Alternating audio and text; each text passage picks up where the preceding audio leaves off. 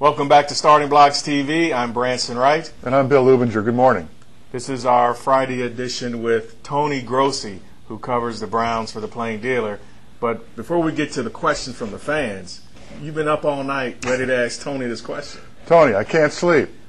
It sounds like the NFL and Commissioner Roger Goodell is pushing an 18-game season. Does it have any legs? Is it going to happen, or is it all just a bunch of talk for money? No, I think it's inevitable. It's imminent. It's going to be part of the new collective bargaining agreement, and the commissioner has spent 2 years pretty much saying that the NFL preseason product is a joke, and I don't think they could go back on that now and keep 4 preseason games.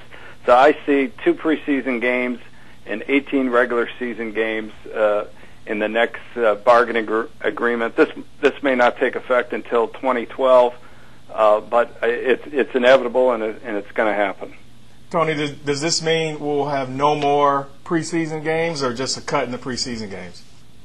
I'm sorry, could you repeat that? The preseason games, will this be a reduction in preseason games if they go to 18 games? Oh, yeah. It'll be 2 preseason games and 18 regular season games. The commissioner contends that we have 20 games now. We have 4 preseason games and 16 regular season games, and this won't cause any major adjustment. But I think the players disagree, and I think one of the fears of certain people in the league is that you're going to have more dog games at the end of the year between 4 and 13 teams or 2 and 15 teams. I mean, it's hard enough to sell those games out 2 weeks to sell those games now, and I think it's going to get worse.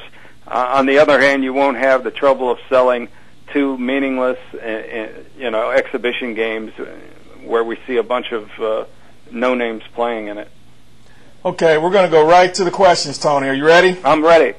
All right, here we go again. It's a short time before training camp and still no significant rookie signings. Have there been substantial talks between the top picks and the Browns? Do you expect them to be at camp on time? This is from Santonio Corleone, Youngstown, Ohio. All right, well, yesterday we saw Colt McCoy and Sean Laval agree to terms. That leaves 3 Browns, the top 3 picks. And even though the rookies were expected to report today at Browns camp, it's kind of a false deadline that some of the agents see. Next week is the real deadline. Next Saturday is the first day of training camp for the entire team, and I would expect all of them to be in by then. If there's a holdout, it will probably be the number 1 pick, Joe Hayden, and I don't expect it to be long. It's just not the right economic time and place for players to be holding out. So I think we'll see everything. It'll be a non-story very quickly into camp. Tony, this one comes from Harry Amy of Erie, Pennsylvania. Hey, Tony, you wrote in a recent article that Montario Hardesty, who has never played an NFL down, will start ahead of Jerome Harrison. I don't see how that is possible given Harrison's late surge last year. I think this sends a lack of confidence message to Harrison and veteran players. What do you think? Well, given the response and the emails I've received on this position battle, I would say Jerome Harrison is the most popular player on the team right now. People are having difficulty accepting the fact that there's a new running back in town, and the GM Tom Heckert drafted Montario Hardesty with the intention of making him the feature back. Now, this doesn't detract from what Jerome Harrison did in the last 3 games last year. He was sensational, but I don't think there's anybody in the organization other than perhaps Jerome who feels he can continue that kind of performance over 16 games. Look, he is what he is. His physical limitations are undeniable.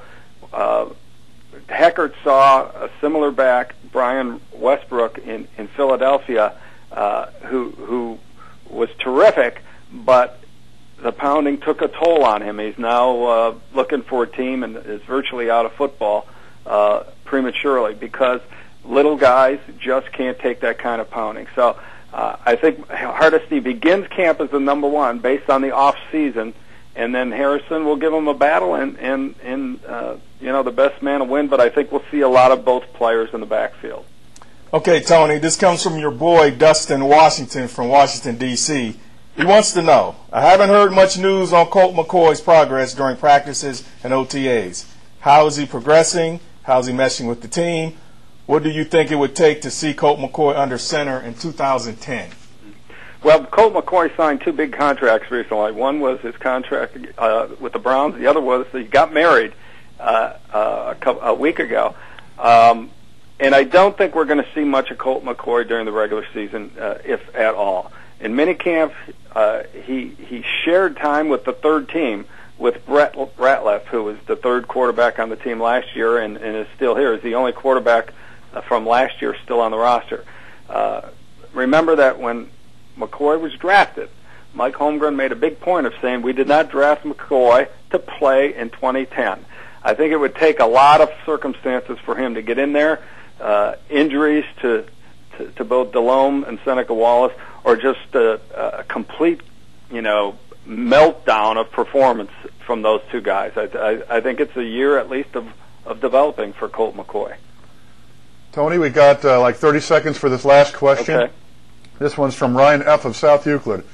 Hey, Tony, I was talking about the upcoming season with some fellow fans, and the way I see it, the season will hang on weeks 1 and 2. Win those games, we have a chance to win 7 or 8 games, which I will be happy with. Lose those 2 or even win only 1, and it could be another long season. What are your thoughts quickly? 2-0 would be great. I think it's very doable. It sets the season up to be positive. 1-1 isn't going to kill anything. 0-2 would be bad news. Let's not even think about that. All right, Tony, thanks for spending time with us. All right, see you again, guys. Talk to you later.